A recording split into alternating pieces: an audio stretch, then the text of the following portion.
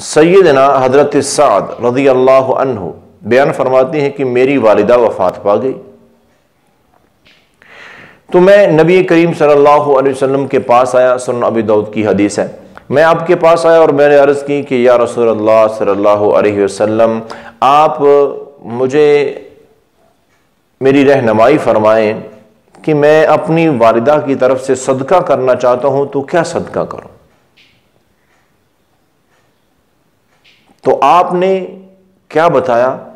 فرمایا کہ پانی صدقہ کرو.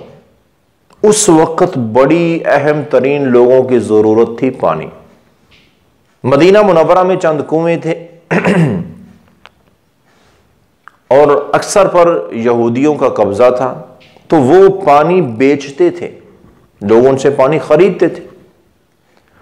تو آپ نے فرمایا کہ پانی کا بندوبست کر، لوگوں کو پانی پلا. اس وقت لوگوں کو پانی کی بڑی ضرورت، بھی کم سے کم پانی تو فری ملنا چاہیے. تو آپ نے فرمایا کہ پانی کی بڑی لوگوں کو ضرورت ہے.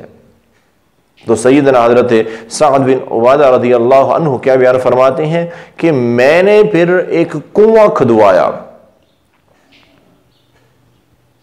اور میں نے کہا کہ یہ میری والدہ کے نام پہ میں نے وقف کر دیا ہے لوگوں کے لیے کہ اس کا اجر اللہ تعالیٰ میری والدہ کو عطا فرمائے، اور سب لوگوں کے لیے یہ کنواں فری ہے. جتنا مرضی، جو مرضی، مسلم غیر مسلم، جو بھی انسان یہاں سے پانی نکالنا چاہے وہ فری میں لے جائے. تو یہ ہے صدقے کا اصل طریقہ. کیا؟ کہ جس چیز کی ضرورت ہے وہ صدقہ کرو، اور وہی اس وقت کا بہترین صدقہ ہے.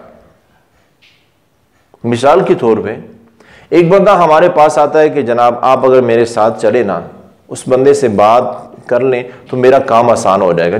جائز ضرورت ہے، جائز کام ہے میرا. اب مجھے سمجھ نہیں آ رہی کہ کس طرح کرنا ہے، اگر آپ تھوڑا وقت دیں میرے لیے آسانی ہو جائے گی. تو ہم کیا کہتے ہیں؟ بھئی غریب کو کھانا کھلانا بہت بڑا صدقہ ہے، آؤ بھی کھانا کھا لو. بھئی اسے کھانے کی ضرورت نہیں ہے، اس کا پیٹ بھرا ہوا ہے، اسے اس وقت تمہارے وقت کی ضرورت ہے.